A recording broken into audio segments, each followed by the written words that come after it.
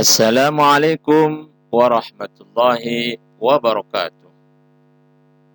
Selamat datang di mata pelajaran Al-Quran Hadis. Anak-anakku, semoga kabar kita kali ini dalam keadaan sehat walafiat dan mudah-mudahan kita selalu diberikan ilmu yang barakah sehingga dapat berguna untuk kita baik dalam kehidupan dunia terlebih lagi dalam kehidupan akhirat. Amin ya rabbal alamin.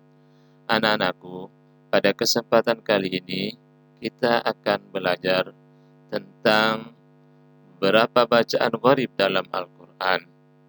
Namun sebelumnya mari kita mulai pelajaran kita kali ini dengan melafazkan al-basmalah. Bismillahirrahmanirrahim. Anak-anak, di dalam Al-Quran ada istilah hukum bacaan gharib. Bacaan gharib di dalam Al-Quran menurut para imam ada 5 macam bacaan gharib. Namun sebelum kita melanjutkan materi ini, terlebih dahulu mari kita pelajari apa arti dari bacaan gharib. Pengertian bacaan gharib. Gharib artinya tersembunyi.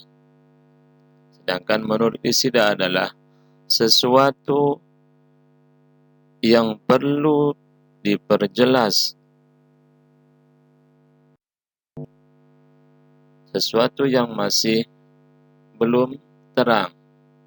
Jadi gharib sesuai dengan artinya adalah bahwa sesuatu yang jarang, sesuatu yang asing, jarang kita temukan. Oleh sebab itu, bacaan gharib ini harus dipelajari dengan tuntunan seorang guru. Karena ketika kita belajar Al-Quran, maka mutlak atau wajib hukumnya ada seorang yang membimbing kita, yaitu guru.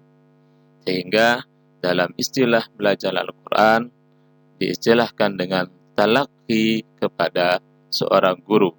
Talaqi artinya bertemu, berjumpa. Harus ada guru yang mengajar kita, membimbing kita, membetulkan bacaan kita.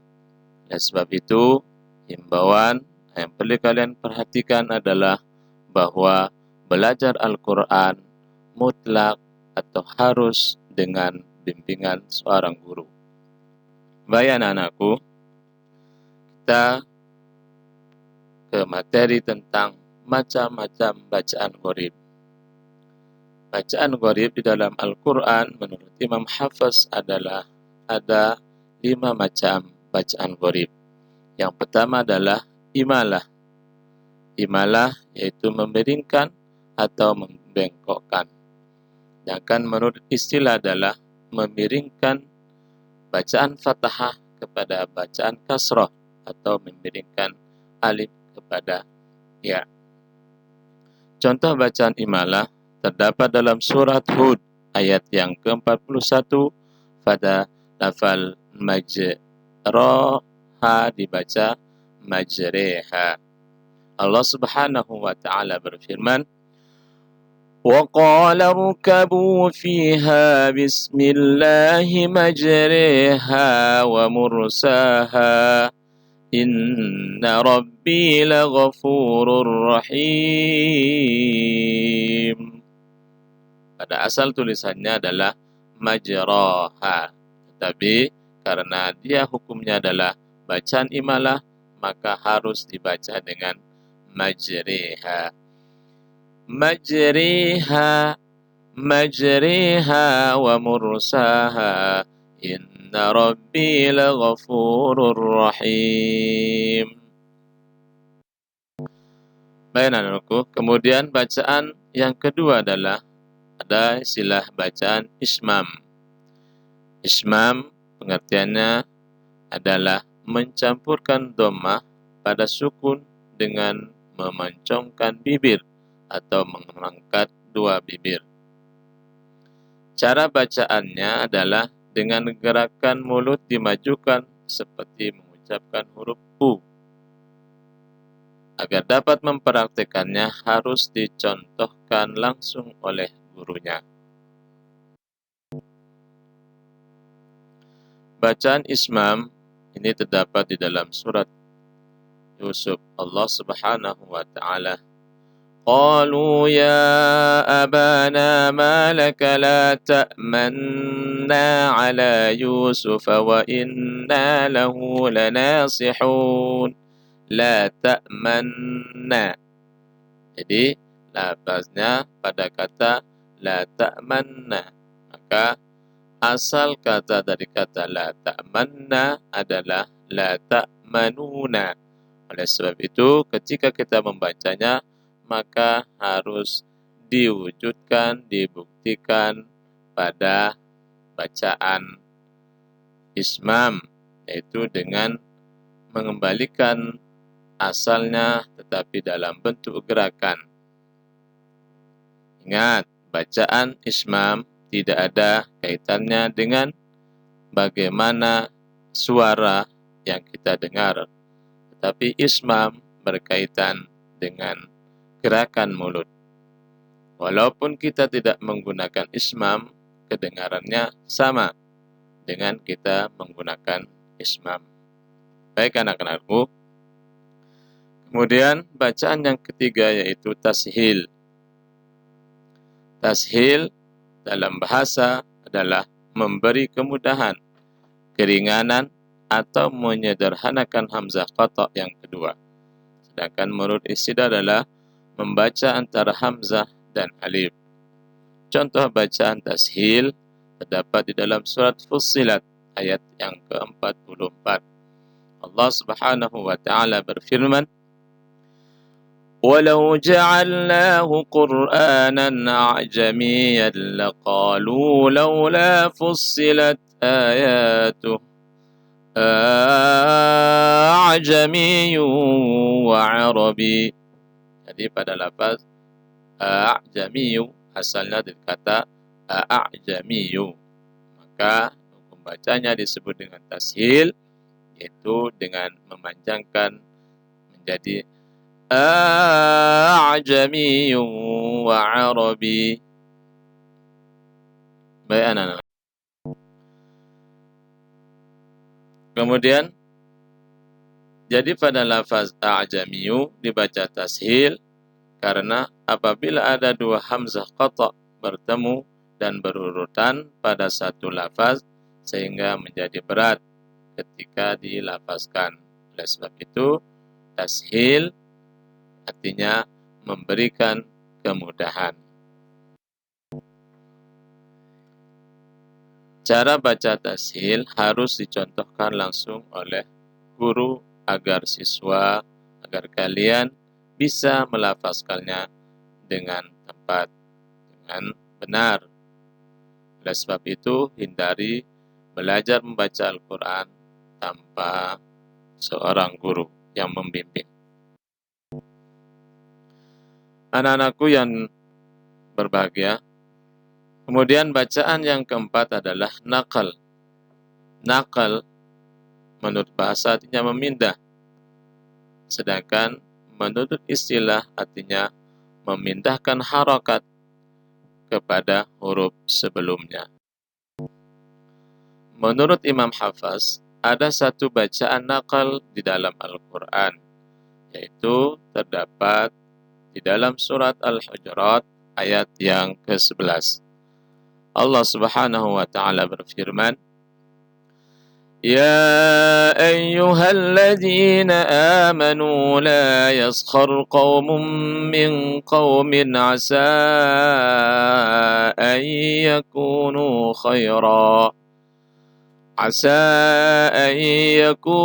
khairan minhum wala nisa'un min nisa'in asa an yakunna khairan minhun ولا تلمزوا أنفسكم ولا تنابزوا بالألقاب bi'sal ismul fusuq ba'dal iman wa man lam yatub fa ulaika humul zalimun. Jadi bacaan pada lafaz bi'sal ismu itulah yang disebut dengan bacaan naqal. Asalnya bi'sal ismu, maka dinakal menjadi bi'sal ismu. Bi'sal ismul fusuq ba'dal iman. Baik. Kemudian bacaan gharib yang terakhir adalah tentang mad dan qasar. Menurut Imam Asim riwayat Hafs, ada beberapa bacaan yang tertulis panjang dibaca pendek dan tertulis pendek tetapi dibaca panjang. Ini termasuk bacaan mad dan qasar. Yang pertama adalah lafaz yang dibaca panjang ketika waqaf dan dibaca pendek ketika wasal. Allah Subhanahu wa taala berfirman, وَيُطَافُ عَلَيْهِمْ بِآنِيَةٍ مِّن فِضَّةٍ وَأَكْوَابٍ كَانَتْ قَوَارِيرَا. Kalau kita berhenti, maka kita panjangkan. Tapi ketika kita wasal, maka akan menjadi bacaan yang pendek. وَيُطَافُ عَلَيْهِمْ بِآنِيَةٍ مِّن فِضَّةٍ وَأَكْوَابٍ كَانَتْ قَوَارِيرَ. Itu dilanjutkan.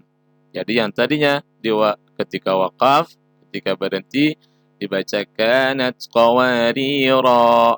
Nah, kalau dipasalkan dengan kalimat setelahnya wa akwabin kanat qawarira. Itu disebut dengan bacaan masuk dalam mad dan kemudian bacaan panjang atau pendek pada lafaz Maliki Yaumiddin. Dalam surat Al-Fatihah, menurut kebanyakan ahli qiraat, cara membacanya dengan mim dibaca pendek. Maliki Yaumiddin. Ini menurut berapa daripada ahli qiraat.